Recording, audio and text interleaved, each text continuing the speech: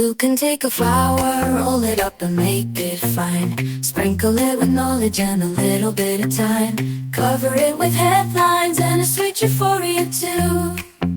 Cannabis man, cannabis man, who can take a story and make it feel so grand. Spread the word around about the wonders of this land. Mix it all with laughter and a sprinkle of insight. Cannabis man flies. Ooh, cannabis man, spreading news and joy across the land. Diving deep into the growing green. Cannabis man, we're all king. Ooh, yeah.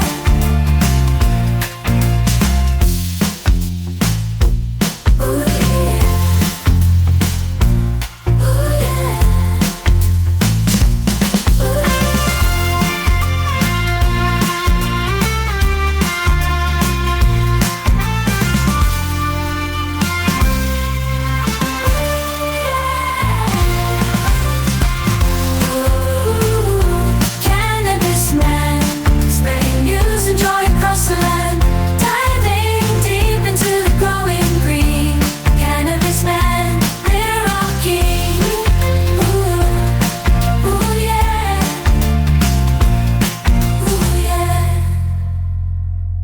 Ooh, yeah. Welcome into another episode of the Cannabis Man podcast. Thank you very much for clicking on the show. I am your host, Don Kleppen. And I know it's been a few weeks since I've had a new episode. I want to apologize about that. I'll tell you exactly why after the open here. But in the meantime, if it's your first time here, welcome. This is a show where we're taking a journalistic look at all things legal cannabis as the landscape changes state by state in the U.S. and in countries around the world. More and more people are waking up to the fact that cannabis has incredible potential to improve your quality of life, whether you suffer from anxiety, chronic body pain, issues getting to sleep, PTSD. There's a long list of maladies and symptoms that people find that cannabis can help them address without some of the nastier side effects that some pharmaceutical prescriptions can often come with. I myself am a broadcaster in Chicago and a personal cannabis user of about 20 years, and when Illinois legalized cannabis back in 2020, recreational cannabis anyway,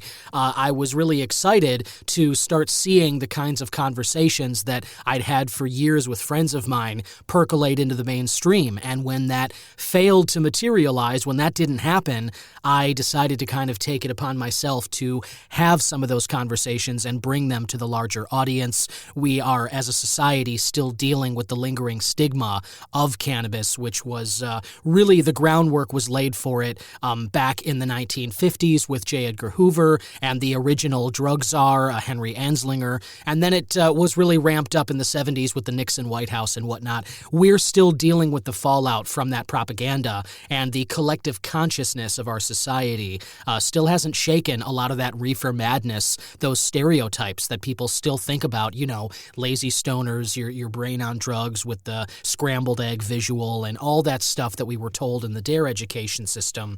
Well, more and more we're finding out just exactly what BS that was. And so I wanted to bring some conversations with experts in this field to you, and that's exactly what I do every week here on the show. I talk about news stories and events relating to cannabis that are coming up, give you some perspective on those, as well as talk with some experts in the field, like I said, whether they're entrepreneurs, if they're doctors researching questions we still have about cannabis, if they are government leaders, policy leaders, whether they're elected or appointed to establish the laws and framework that cannabis, legal cannabis is going to operate under going forward. There are lots of people who are on the front lines of this new green frontier, and I love speaking with them every week and bringing those conversations and perspective to you here on the Cannabis Man podcast. I have one such conversation in that regard this week. There is a man who has taken it upon himself to really help out socially social equity cannabis business entrepreneurs, people who, if you're struggling to get funding, if you need help putting a business plan together, if you need a consultant who has worked in various states to kind of get your ducks in a row before you make your business pitch of a cannabis business to that state's government.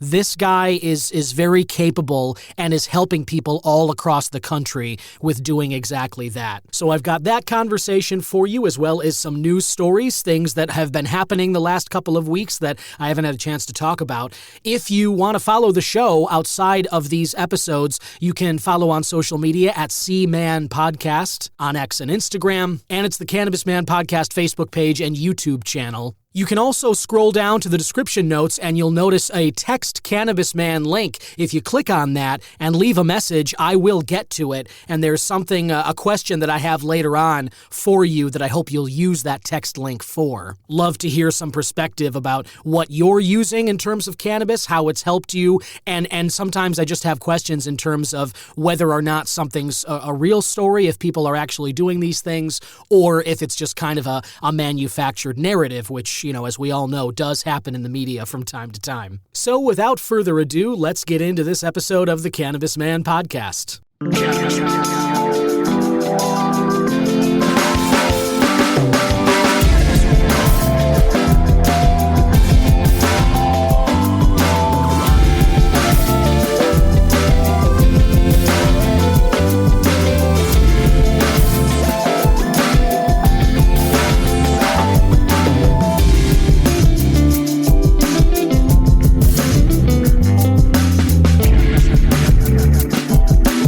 This is Tommy Chong, and you're listening to the Cannabis broadcast.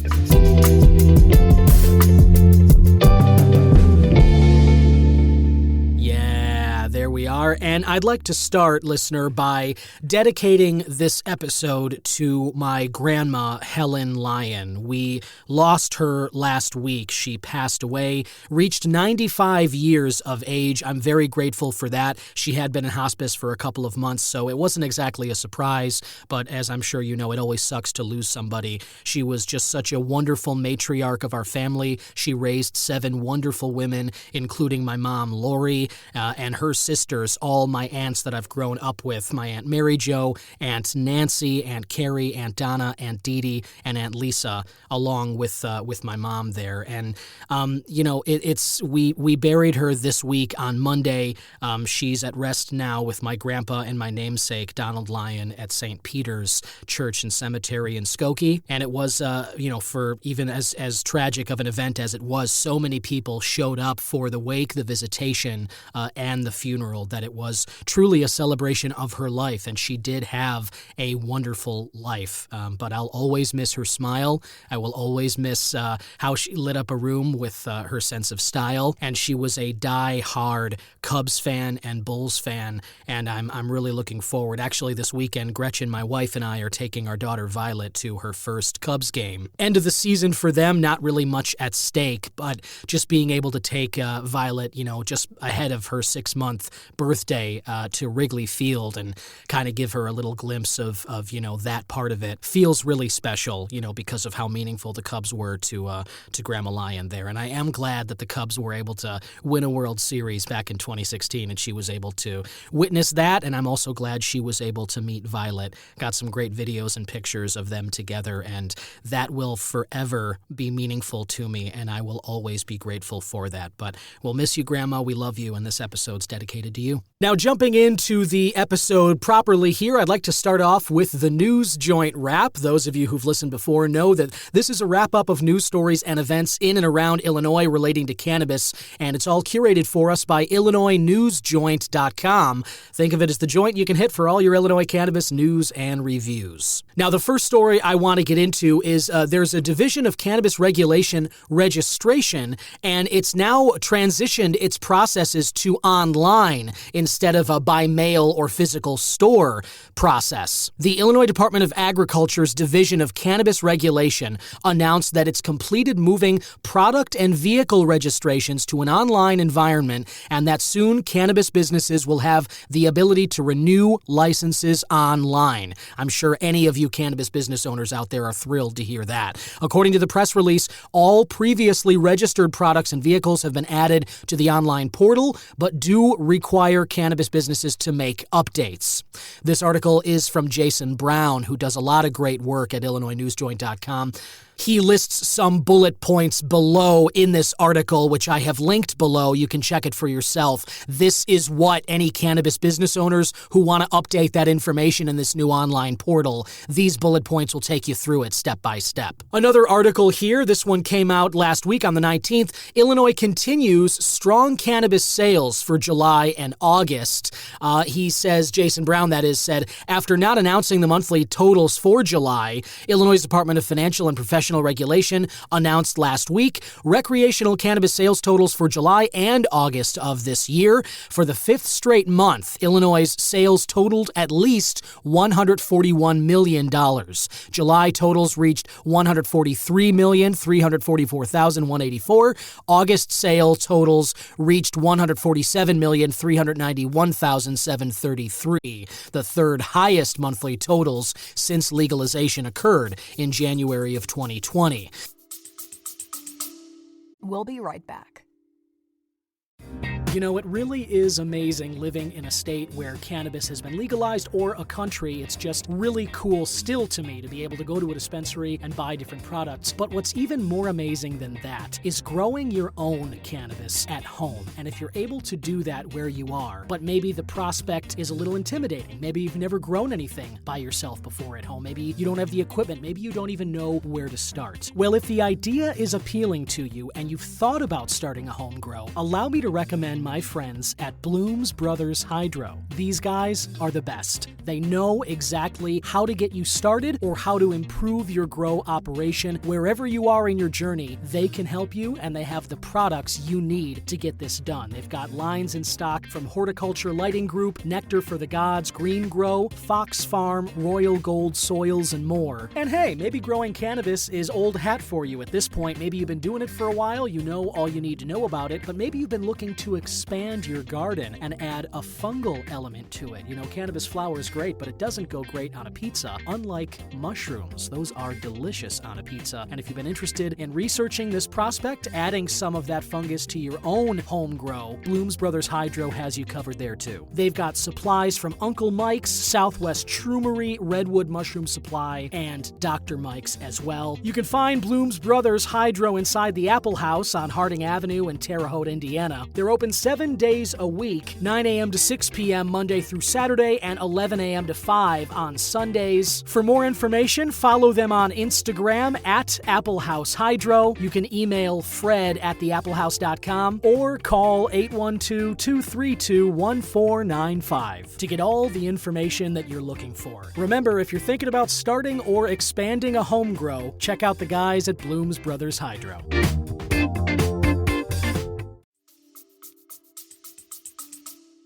In July, dispensaries sold over 4 million unique cannabis items, and in-state resident sales reached 110,906,000. Out-of-state resident sales totals, I'm always interested to see the breakdown of in-state versus out-of-state totals. Out-of-state residents purchased over $32,400,000 worth of cannabis items. In August, dispensaries sold 4,285,000 items. In-state resident sales for August were just over 114 million.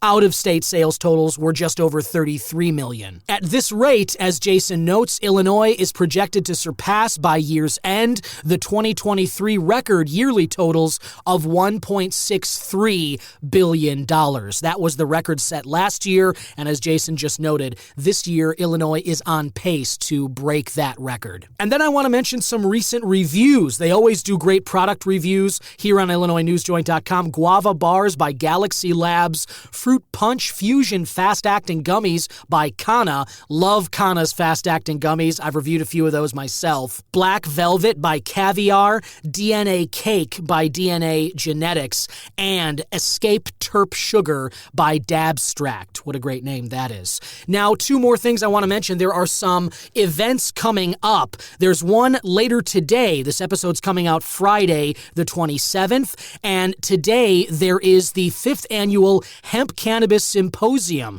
sponsored by the Southern Illinois University Cannabis Science Center, starting at 8 a.m. in the McLafferty Annex, home of the SIU Illinois Food Entrepreneurship Research and Manufacturing Hub of the Illinois Innovation Network. Exhibitor space, sponsorships, and tickets are still available, but by the time you're listening to this event may already be underway or perhaps over, depending on whenever you catch this episode. Then there's another one on Saturday. This would be the Hemp, Hops, and Shrooms Festival, the 3rd annual such fest, produced by the city of Carbondale on Main Street, running 3 to 10 p.m. Saturday the 28th. Exhibitor space and sponsorships are still available, as Jason notes here, but again, you may be listening to this by the time that event is already underway or done as well. But as I said, you can find out more information about those as well as upcoming events, and there is some very exciting news that I can't share with you yet, but I wanted to let you know. There are plans that are percolating right now for an event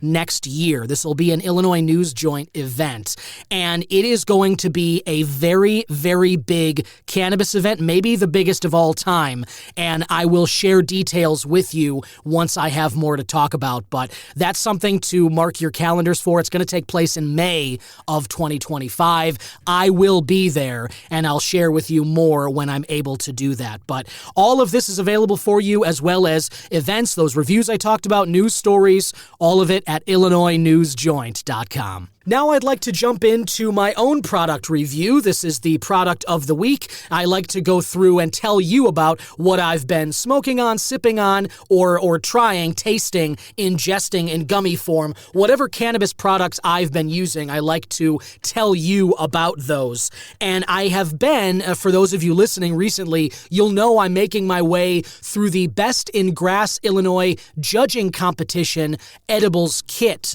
These are the gummies kit that Best in Grass has put out there for people. This competition is running until October 13th, and if you haven't heard that episode where I interviewed Mark Kazanek, you can hear where these judging kits are still available, and you still got a couple of weeks if you want to burn through one of these kits, try for yourself, and then judge how you felt about them in the judging portal, which is obviously great for all of us. For the companies, they know how consumers are reviewing their stuff, and then it's good for us. We know publicly, we have a record of kind of which ones are the best. And at the end of October, there's going to be an event, a red carpet event, which I'll be attending, where the awards for the winning products in this Best in Grass competition are going to be given out. And I really look forward to attending that and seeing which of these come out on top.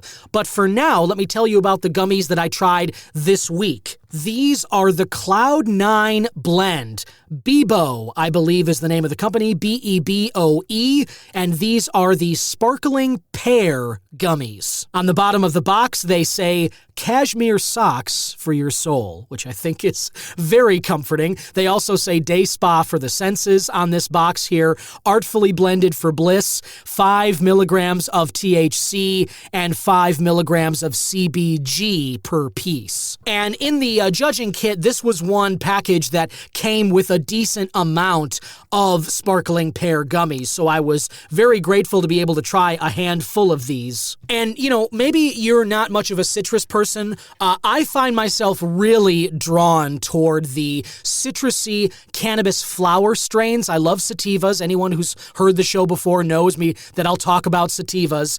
That's definitely my jam. But even in terms of edibles, like gummies or beverages, I tend to lean more toward the citrusy flavors. Sweet's not bad, but it's just not necessarily my jam. It's very easy for things to be too sweet in terms of some gummies and whatnot.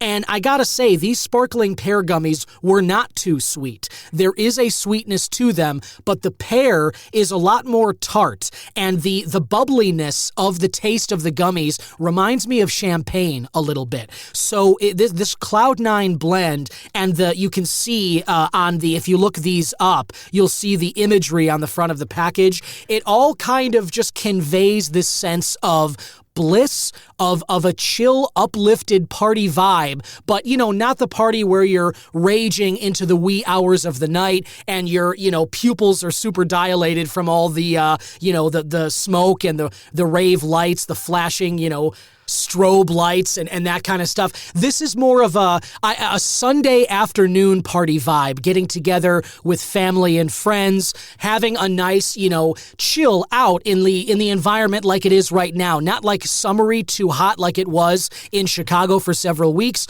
Earlier this week, we finally got some rain, and now we're sitting here right at about 70 degrees, and it seems like a perfect fall sort of day. We're expecting more of that this weekend, and on days like this, these Cloud9 Bebo sparkling pear gummies, I think would be perfect. If I did have some note in terms of what I didn't like about it, wasn't crazy about the texture. This is a gelatin-based gummy. Other ingredients include sugar, tapioca syrup, gelatin, natural flavors, contains less than 2% of citric acid. Oh, there is pectin in here, which is good. Sorbitol, coconut oil, lactic acid, calcium lactate, and vegetable oil as well. Also says it may contain peanuts, eggs, walnuts, almonds, milk, soy, and wheat.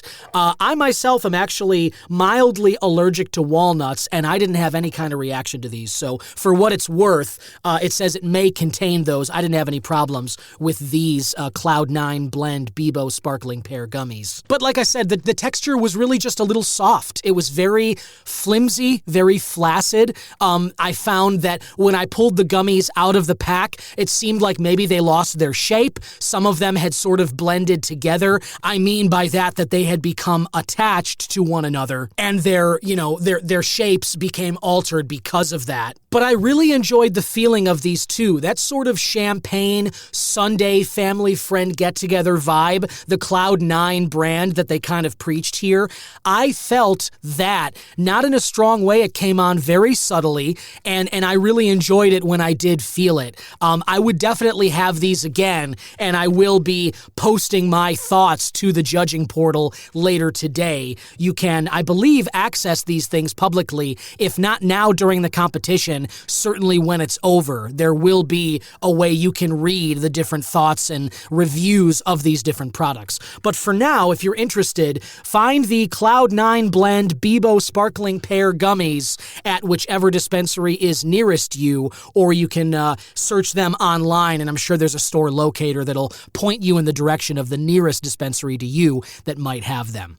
Listener, welcome back. My guest today has a fascinating story to tell. This is obviously a very exciting time in the cannabis space. I talk about a lot of different things related to this on the show all the time. We're waiting for the DEA to announce potential rescheduling down from Schedule 1 to Schedule 3, which is going to open up the floodgates, I believe, in terms of a lot of potential for cannabis. And even whether that happens or not, the rates of American people, the support for legal cannabis has never been higher, and there are states all across the country that are launching new businesses, new opportunities, entrepreneurs who are making new products, and it's just a wonderful time.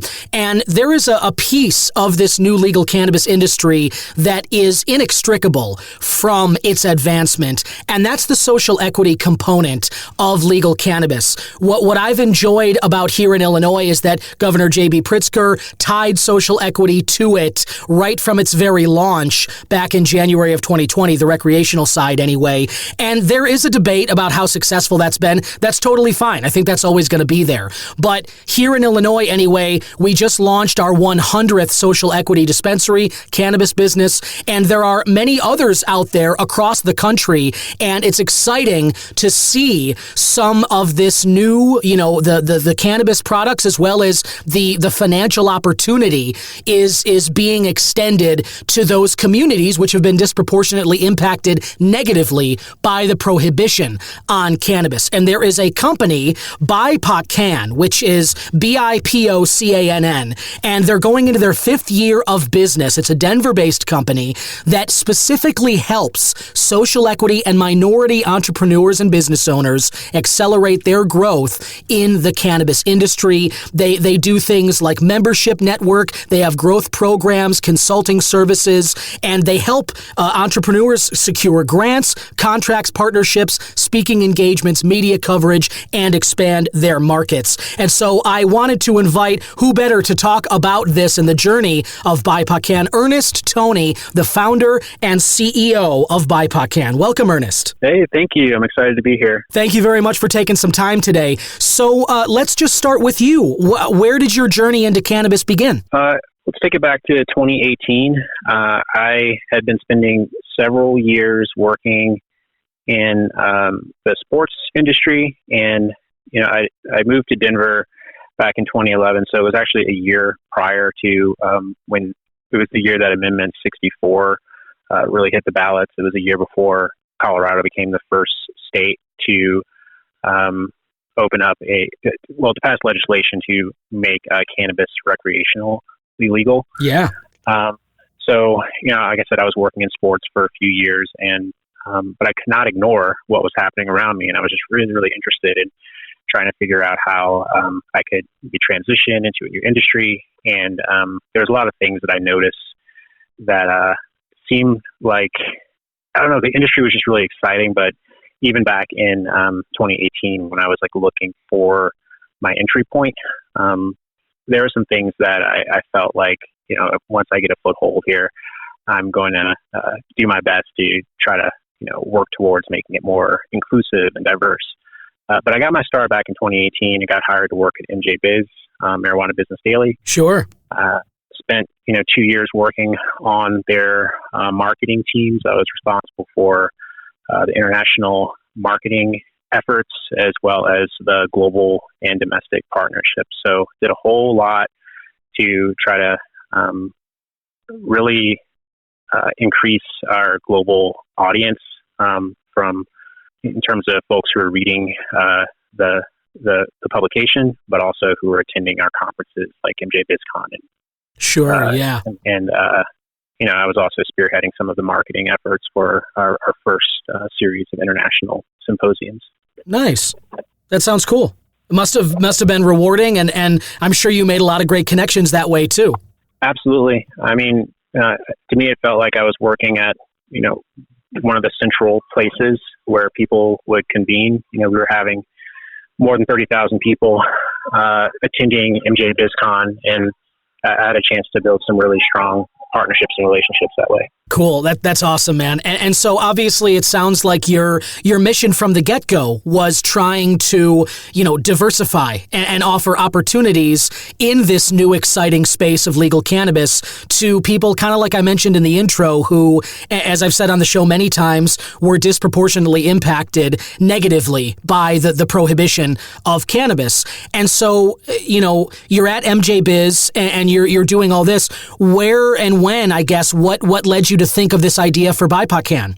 I really think it was in 2020. So 2019 was such a successful year for MJBiz and, for the work that I was doing. That year we had expanded to having 5 conferences, and in 2020 we were planning to add at least one more to the slate, and then all of a sudden COVID happens. Yeah. So, and really it was during that time where, the entire world, had to go home and figure out, how to cope with what was happening around you. But right. The makeup and composition of that team at MJBiz was really affected. The majority of the company's revenue was made off of that multi-day conference at the end of the year. And all of a sudden, because of COVID, you can't have big conferences. You can't have 30,000 people from all around the globe coming together. Right. So some people were let go, some people were furloughed. I was in a position to hold on to my job, but while we were in that transitional period, there was also a lot of social justice conversation that really dominated the national, if not global, conversation. Oh yeah. And during that summer, a lot of the cannabis industry was elevating conversations around social equity. There were a lot of companies who were trying to show support, through social media for, inclusion and diverse representation. And it was really during that time where I was like, I see these one-off attempts to people trying to do good, but I don't think anyone's sort of figured out how to, attack some of the real problems more holistically. Like, there were other organizations out there who were doing great work, but what I saw was a lot of the conversations around social equity were policy driven. But I didn't feel like, I felt like there was a big gap between where policy stopped and where someone's chances at starting a business in this industry began. Sure. And from the work that I was doing, I felt like, okay, I fought hard to get, into the industry. I built a lot of relationships, learned a lot, knew that more markets were about to open up, and cannabis had just been deemed an essential, medicine out here in Colorado. So delivery was starting to take off, and I knew that the industry was not going to slow down, but you could still look at the numbers and see pretty clearly, and I saw this firsthand when I was working at MJ Biz, that the industry was generating billions of dollars each year, but you did not have much representation of like minority entrepreneurship. And I just decided, during 2020, it was a great time to just do something where I felt like I could really make an impact. And that's sort of how Bipocann came about. That's really cool, man. Yeah, it's. I think that obviously you guys are going into your 5th year of business now, and I know you've helped a lot of companies in this way. And I'm curious. Obviously being in Colorado, you were there at the beginning. You talked about how your journey kind of started in 2018. Colorado, as we said, was the first to go recreationally legal back in 2014, and passed their bill earlier than that, certainly. I'm here in Illinois, here in Chicago, and we are still, it's still kind of fledgling comparatively as a state. We're certainly, there's a long way to go yet. But, let me ask you, how, if someone is just getting started, if somebody is, looking to start a cannabis business, how can Bipocann help them in their journey that way? Yeah, the first thing we'd want to do is sit down and have a conversation. One of the things that because we've spent so much time building relationship and also understanding the nuances of what it takes to start a business, there's a lot of experience and knowledge that we bring to the table. When someone wants to sit down and meet with us, we'd like to really learn about what their goals are, what it is that they're trying to accomplish, how far along they are in that journey. And that's like, once we can answer those questions and figure out like what it is that they're trying to attempt, then we can be helpful a lot of different ways. In some cases, people might just be trying to determine if this is something that they should actually pursue. And if for those folks, it's maybe we can give them some more, information or resources to read or watch. And for people who know for sure that they want to get their business started, maybe they've even gone through the process of getting like maybe they have a conditional like social equity license, or maybe they're they're not operational yet, but they know that they're all in. We can help with sort of making their business, sort of amplifying their business. A lot of times it's not knowing who to reach out to, who to tell your story to. And we've built a lot, my company and myself, we've built a lot of credibility and trust and strong relationships. So we can really accelerate someone's growth because we can put them in the rooms and have the right conversations and the right referrals that they're looking for to go from just having an idea to getting that business in motion to getting that business operational. Starts with a conversation. Yeah, that makes a lot of sense. And obviously I think that's probably an easy, start point. It's just, it offers kind of a slow ramp up to what might be down the line. Just starting with a conversation, I think is a great place. And on that note, we've talked, you guys are based out of Denver, but I'm assuming that you offer your services to companies all across the U.S. And I'm curious, would that extend to other countries who are now starting to legalize cannabis as well, such as, Germany, Thailand, like these kinds of places? Is that sort of on your radar too? I think long-term, being able to have like a global model, and especially one that can show how you can have inclusive and diverse ecosystems within the cannabis industry. There's some things that I would love if 5 years from now we've had the impact that we wanted to here in the U.S. and we could start to take that into some other places. But there's definitely the potential for that. Because of the work that I did when I was at MJ Biz, like I built relationships with people in several countries, and I still have strong relationships. So we could, that's definitely a possibility. But for right now, we even though we are based in Denver, we've had members and clients from 16 states. We've worked really closely with licensed seekers and operational businesses, and in many of those states, like Washington and Maryland, Jersey, even Illinois. Illinois was actually probably the first place that we really started to put some energy into back in 2021. So made several trips out there, hosted some local meetups, worked closely with my friend Belisha Royster, who runs the Social Equity Empowerment Network. But yeah, we have resources that can support people, whether they're seeking a plant touching business, a licensed regulated business, or for the folks who are trying to provide some type of service to support their business. Like we also work with, professional service and supply chain companies as well.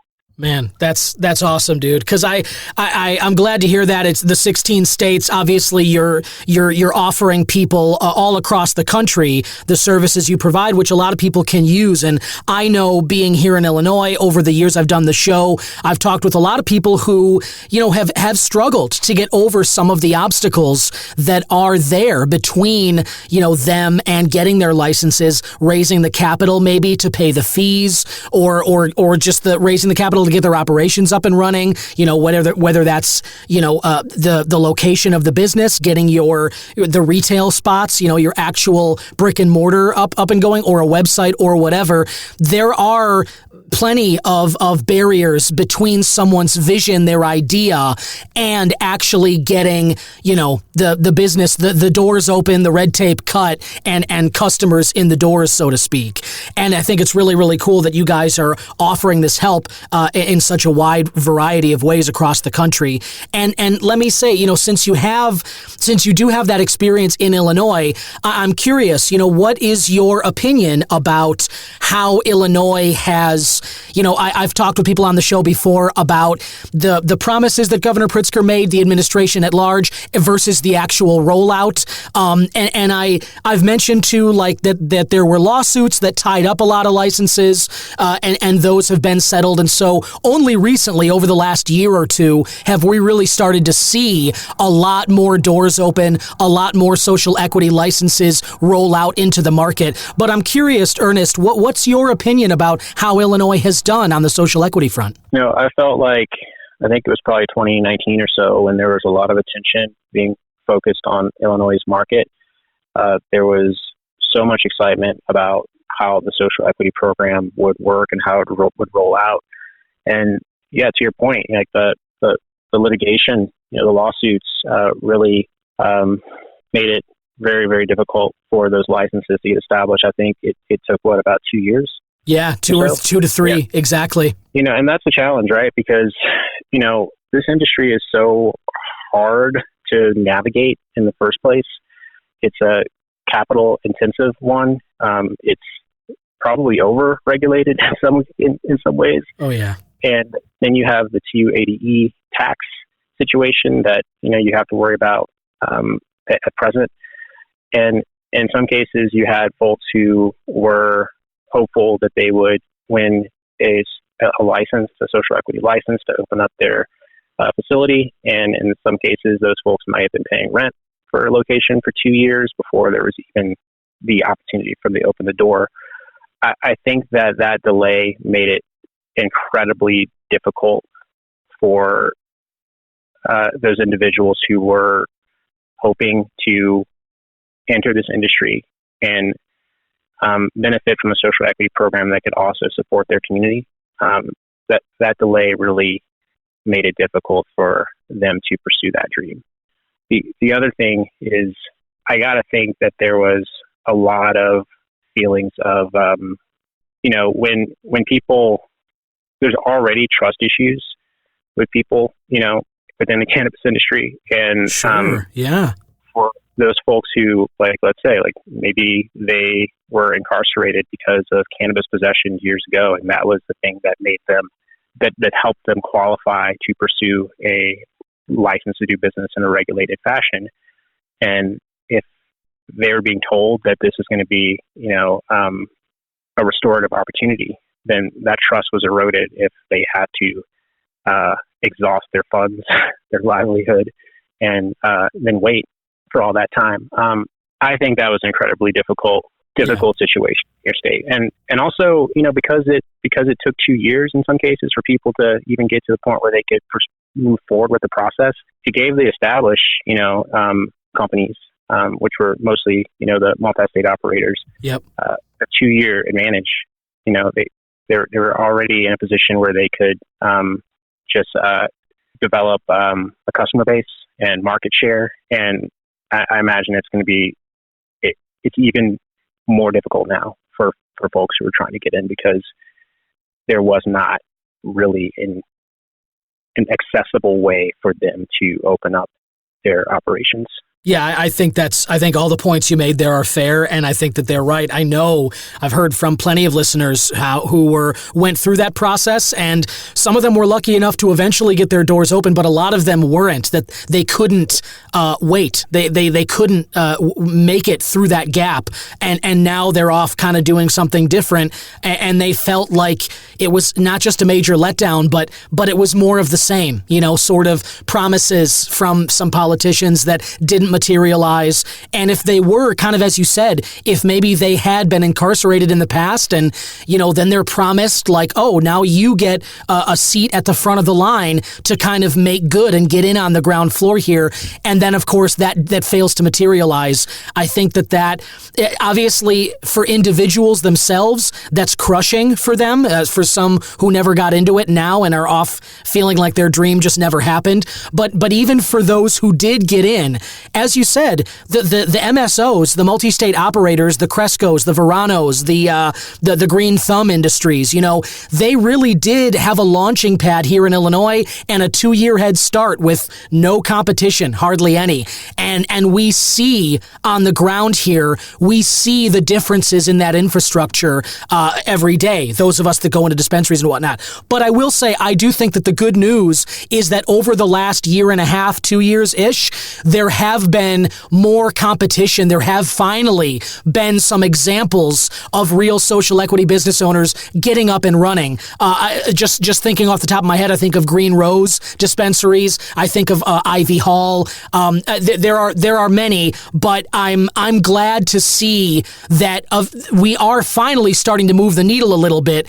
But it remains to be seen if these people who are just getting into this now are going to be able to stay afloat and really offer competition to those big MSOs here in Illinois, as well as in states around the country like Colorado and any of the others who have legalized cannabis recreationally.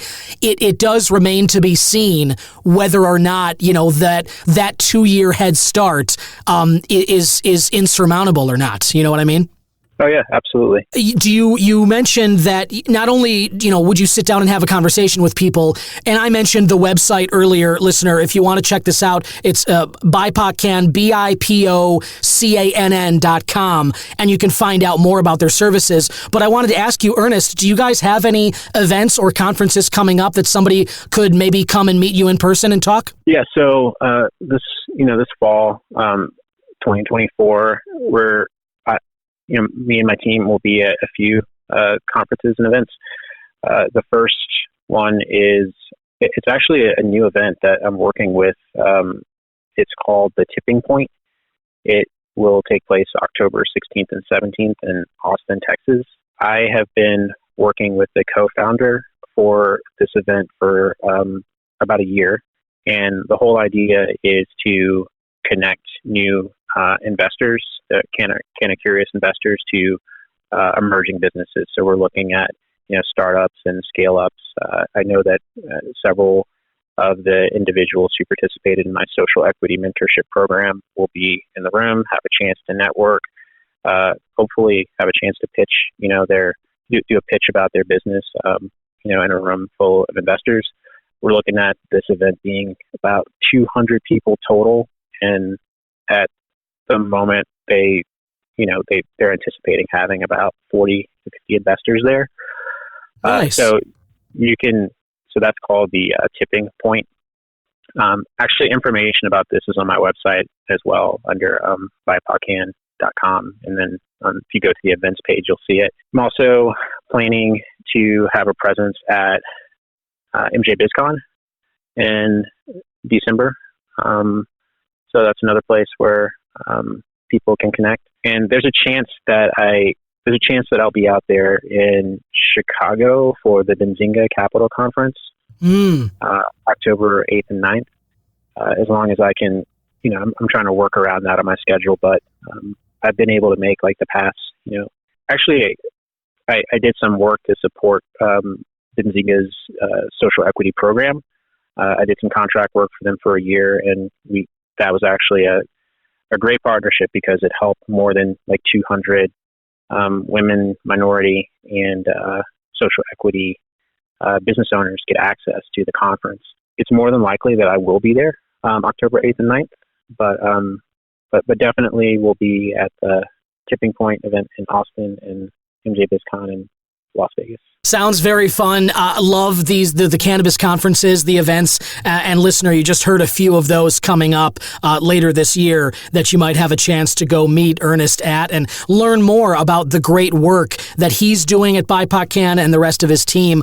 I just think that this service that you're providing, Ernest, is really, really important, and I say it on the show as much as I can. Honestly, like being a white guy, I know that my whole journey and my perspective is not reflective of what everyone else, is and has been in this space well before it was legalized, medically or recreationally, but even now in the last few years and whatnot.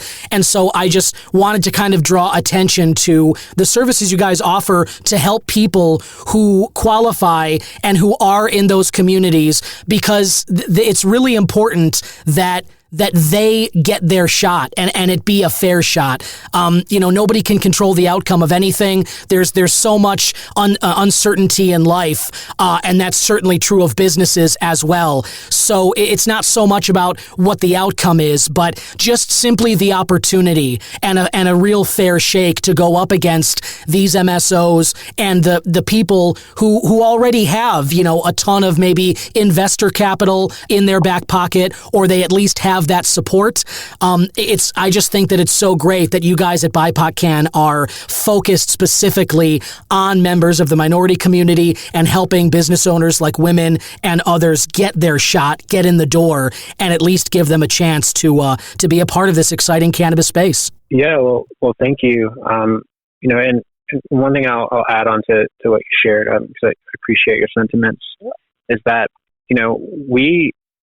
there's a lot of different ways to be involved, because even through, like, if you visit the webpage, you'll see that there's like a membership network. Pretty soon there's going to be some information about programs and how you can get involved as a sponsor. But if you're a company that provides a service that can help someone from business entry to growth to expansion, we want to talk to you too, because a part of what it's not just about serving. Well, at the end of the day, like, yes, we want to make sure that we are supporting social equity. We want to support like the minority-owned businesses. We want to do our part to make this industry more accessible. But we are also looking for allies and partners who maybe they have a service that they can offer, or maybe there's a way that, like, if you have a social equity program or you want to do something to support our mission, but you haven't figured out how, like, I want to talk to you too, because there's ways that we can, amplify like the work that you're doing while helping the folks in the communities that we're trying to serve on a day-to-day basis. So a lot of our partnerships have been established that way, and it's been helpful because that's literally how we manage to set up scholarship programs at the big conferences, or make some banking services more accessible. It's companies that say, hey, we recognize you're doing something that's cool. How can we support your efforts? Even sponsor people's memberships so that they can access our resources too. I love that, Ernest. Well said, man, and thank you for what you're doing. And it sounds like inclusion is the name of the game at Bipocann, and there are a lot of opportunities for anybody who wants to get involved in this mission, whether you're someone who's looking to find out more about the services that they offer. Maybe you can, you're trying to get a cannabis business up off the ground, or as Ernest was just saying, maybe you've already got yours laid out, or you already have a pipeline that sort of can help people in this regard. Whatever it is, if you want to get involved in this, head to bipocann.com and you can find out more information. As I mentioned before, bipocann.com. And Ernest Toney, creator, founder, CEO of Bipocann, thanks a lot for stopping by today, telling us a little more about what you're doing, and thank you for the work that you're doing, because I think a lot of people have already benefited, it sounds like, and I think many more are going to in the future. Keep it up, man.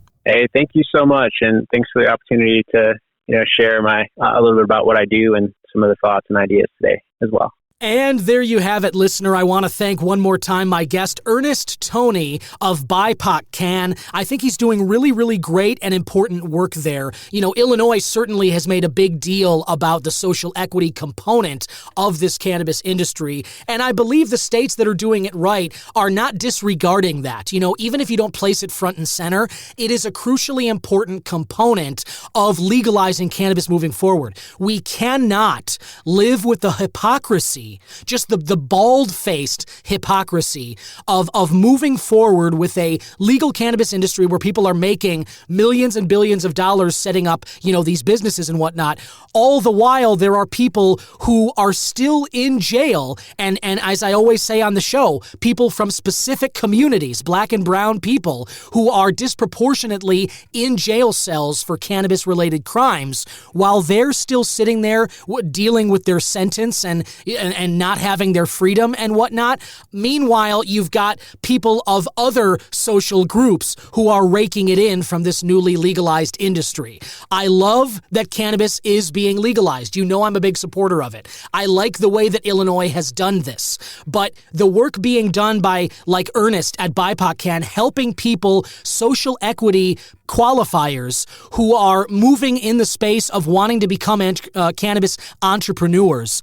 This is crucially important to be able to help people, give them the leg up, because they're the ones who were impacted negatively at a disproportionate rate regarding cannabis laws and the prohibition that up until recently was still active and is still active, depending on who you ask, depending on which state or country you're in. This prohibition is still alive and well. And so I just think the work being done to help people like Bipocann is doing, get their ducks in a row, kind of consult them on what they need to do for their state, how they can get the money together, their business plan, when they can expect to see returns, all those things. This is really great work that's being done. And as I said, you can check out that website that Ernest and I were talking about if you want to know more. Now, I want to jump to some news. This one came out last week. Very big deal here in the Chicago and Illinois area. This is news that you may have seen by now, but I'll go through it anyway. The smell of burnt cannabis alone no longer justifies a police search of a vehicle. This was ruled by the Illinois Supreme Court. Now, you may have heard me talk about this story when it first hit the court systems last year. There was someone who got pulled over on I-80, which, according to people who travel it, is a big drug thoroughfare. I never knew that. It's a little south of where I am. But either way, that's apparently a hot spot for police to be looking around for people. And for a long time during the Prohibition and in states, across America, not just Illinois, the smell of burnt cannabis was all that police needed to say in order to justify pulling over a vehicle and conducting a full search of it. And if they found something, there you went, off to jail. You had to pay your fine or maybe serve time, all of that. All they needed was to claim that they smelled burnt cannabis. Well, the Illinois Supreme Court says that is no longer the case. They say that police now now need to have something in addition to that in order to justify pulling somebody over. And then, of course, we know that cannabis is legal now, so if you have a container of it, if you just popped off from the dispensary, you bought a handful of things, you're driving home, you're excited to get into it, maybe you got a little weekend celebration coming up, and you're speeding down I-80, maybe not even speeding, just, driving enthusiastically, let's call it that.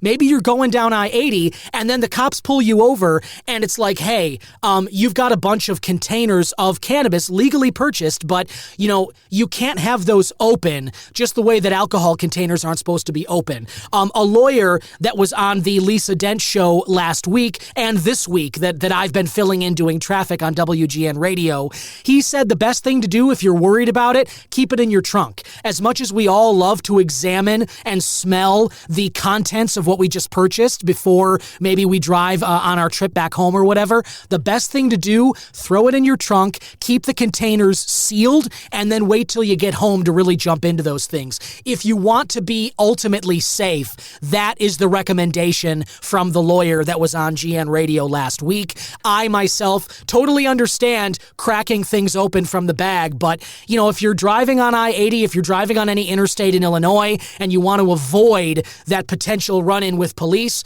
best thing to do is leave those cases sealed up. But a very big deal that with legalizing cannabis here, that it's recreationally legal now, the Supreme Court of Illinois says no longer can police just say, hey, I smelled burnt cannabis and that's why I pulled them over. That is no longer acceptable justification for pulling over a vehicle, and I think that is a great step in the right direction. Moving on, one more story I thought was worth bringing to your attention. This one was published in Marijuana Moment. I enjoy this publication aside from their name. I myself prefer using the word cannabis because I feel that it's not so weighed down with the baggage of the stigma of that propaganda from last century. But I digress, that's my problem, and they still do good work at Marijuana Moment.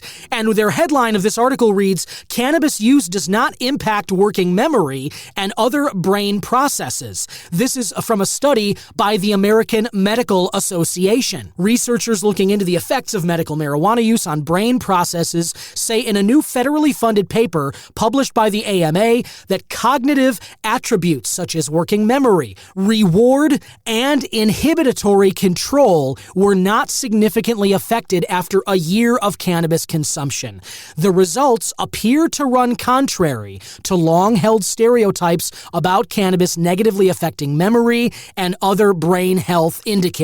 Researchers recruited 57 newly certified medical cannabis patients from the greater Boston area and used functional magnetic resonance imaging, fMRIs, to monitor brain activity during a variety of mental tasks. Participants' brains were then scanned again after a year of medical cannabis use to look for changes in activity. They quote from one of the researchers here, "In all groups at both times, functional imaging revealed canonical activations of the probed cognitive processes," the report says. "No statistically significant difference in brain activation between the two time points, the baseline and a year later, in those with medical cannabis cards, and no associations between changes in cannabis use frequency and brain activation after 1 year were found." Further on in the article, the results may be reassuring to cannabis patients who choose to use medical marijuana but have concerns about longer-term health risks. Nevertheless, further studies are necessary to more closely study certain variables, according to the researchers.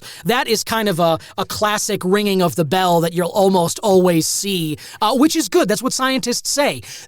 One study is not enough to declare a truth, an objective truth, and a new scientific fact. We know, any of us who are, have some sense of integrity in terms of where the information comes from in the scientific process, we all know that one study is not enough to prove a point. There do need to be multiple studies. People need to be able to recreate these things all around the world in labs in every country. And once the same results pop up over and over again, that is when we have an objective truth. But even so, I do think these results are still reassuring to anybody who may have gotten a medical cannabis card, to people who are considering using medical cannabis outside of a prescribed pharmaceutical. I think that this has to be a reassuring sort of news for you. And then one more question, really, a topic, but something I thought would make for an interesting question here. This one is also from the Marijuana Moment publication, and this headline here, it's published by Ben Adlin last week on the 19th. The headline is "Using Marijuana Increases Positive Parenting Behaviors," according to a new federally funded study. Now, I was interested in this. This immediately struck me because obviously I'm a new parent. I've got a 5-month-old daughter, just outside in this condo here, outside of my little booth, hopefully going to sleep right now. But the point is, I will say my consumption habits have changed a bit since she's been around, but I'm certainly still consuming cannabis at a frequent rate.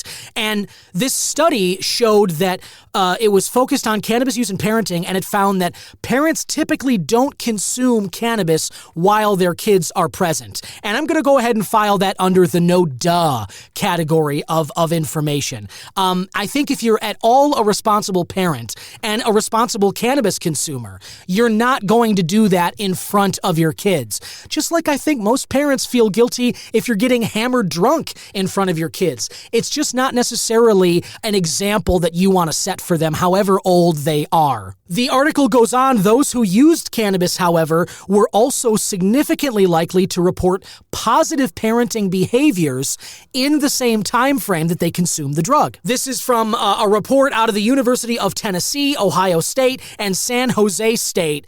And they say that the relationship between marijuana and parenting is a nuanced one and appears also to rely heavily on who else is present at the time. The study was funded by a CDC grant published this month in the journal Parenting, Science, and Practice. It analyzed survey responses from 77 parents recruited by research assistants at Sacramento area retailers. On average, participants were 32 years old and nearly 3/4 were mothers. About half were either married or living in a marriage-like relationship, while the remaining half were single, widowed, or divorced. Those taking part were asked to complete a baseline survey and then 5 brief surveys per day for 14 days, followed by a final survey on day 15. They were asked a, quote, battery of questions, the study says, pertaining to parenting behaviors, stress, cannabis use, alcohol use, and context. Participants received small financial incentives for filling out the surveys, with a total possible incentive for each taking part of $190. Though many parents reported having been in the same location as their kids when using marijuana,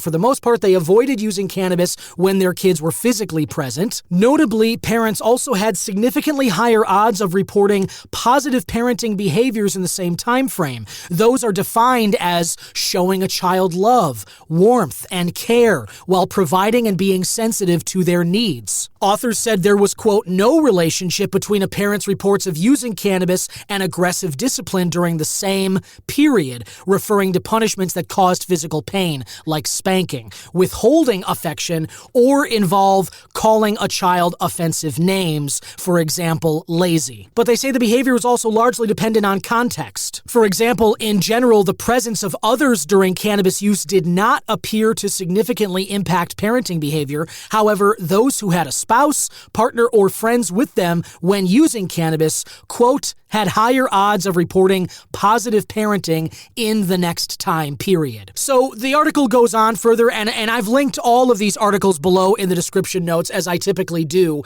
but I have talked with friends of mine who are also parents and also cannabis users. We talk at length about whether our cannabis use has changed now that we have kids, and as I said, mine has in terms of its frequency. I'm still probably consuming about the same amount per week. I have been leaning more on gummies, edibles, and beverages and such rather than smoking, but I really do want to get back into the smoking thing. That's really just been more about the way things have been going for me lately. I haven't swung by a dispensary and picked up any flower, but I'm definitely looking to get back to doing that. But one thing that comes up in these conversations between myself and my friends is that we truly believe that cannabis use does make us better parents. And what I mean by that, obviously it's subjective. That term, better parents, is going to mean different things to different people. But I'll tell you what it means to me, and the first thing that comes to mind is more patience.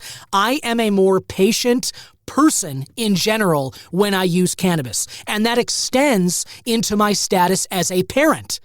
being a more patient person is also being a more patient parent, just because, hey, I'm still the person that I was, but now I have this child, and having this young daughter, it means that there are times when she's not going down to sleep. Or this morning, my wife and I, Gretchen, were both woken up at like 5:30 this morning, because, 5 o'clock, something like that, just because she was kind of making some noise. And, Gretchen got up and fed her and then put her back down a little bit. Then we went for a walk and everything. But any parent, especially of a young child, will tell you that there are lots of moments that test your patience, that test your resolve. And I just think, for my money, cannabis does a world of good for me in terms of putting me in a better space of mind in order to kind of deal with those tough moments as a parent. You cannot negotiate with an infant.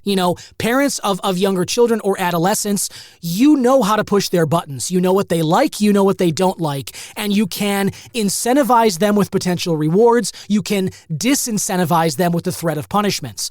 You can't do that with babies. There is no negotiating with this infant who's in my house right now. And there's also no telling what it is that she needs in a given moment, because she can't really express that. We have gotten better at identifying what sort of cry she's laying out, when it's a hungry cry or a tired one. But, she's 5 months now. Sometimes she's just sort of screaming and squealing because she's excited. She doesn't really maybe need anything at all. And so it's this big guessing game. You want to be there for your kids, but you might not exactly know what it is they're asking for in any moment. I have found, for me, that cannabis has provided a really wonderful sort of battery of patience whenever I'm feeling like I'm in one of those difficult moments. And obviously my wife Gretchen has been an unbelievable help. I know I wouldn't be able to do any of this without her. But the reason I also brought this up is because if you are a parent out there, or a parent who uses cannabis, or if you do yourself, text into the show and let me know what you think about this study. Do you find that cannabis makes you a more patient parent? Do you find that it increases the positivity that you share with your kids?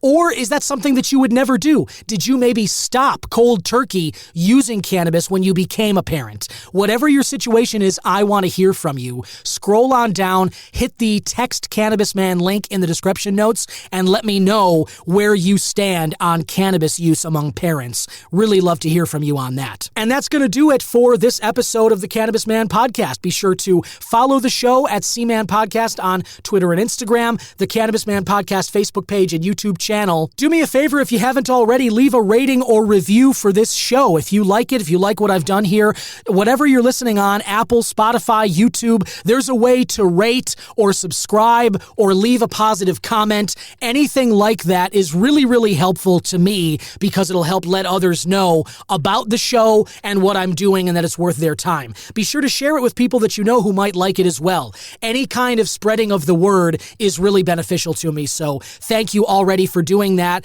and thank you so much for listening. If you have any comments about the news stories that I shared, love to hear from you about those as well. You can always comment on social media posts. You can text, reach out that way. You can hit my website, Don Kleppen, KLEPPIN.com. And as I always say, and I mean more so this week than maybe some others, reach out to those people that you love and you care about. You never know how long you have with these people, and I promise you, you'll never regret spending time with them, but you most certainly will regret it when that option is taken off the table for you. Everybody makes mistakes. Everybody has their own issues, and people that you've known for years, sometimes there's a lot of water under that bridge, but I promise you, on the deathbed of either them or you, none of that matters, and you won't be thinking about that. So reach out, give someone a call, tell them you love them, give them a hug, whatever you can do, just do it, because I promise you, you won't regret it. And it feels to me like if there's any purpose of us being here on this plane, human connection is the real currency that adds up to a fulfilling life. Dedicated the show to my grandma, Helen Lyon, who we lost last week. Miss you, Grandma, already, and we love you so much, but hopefully you're up there with Grandpa right now and your brother Chester and having a grand old time stepping the polka and enjoying some wonderful Polish food. Thanks so much for listening, and we'll talk again next week on the Cannabis Man Podcast. Bye-bye.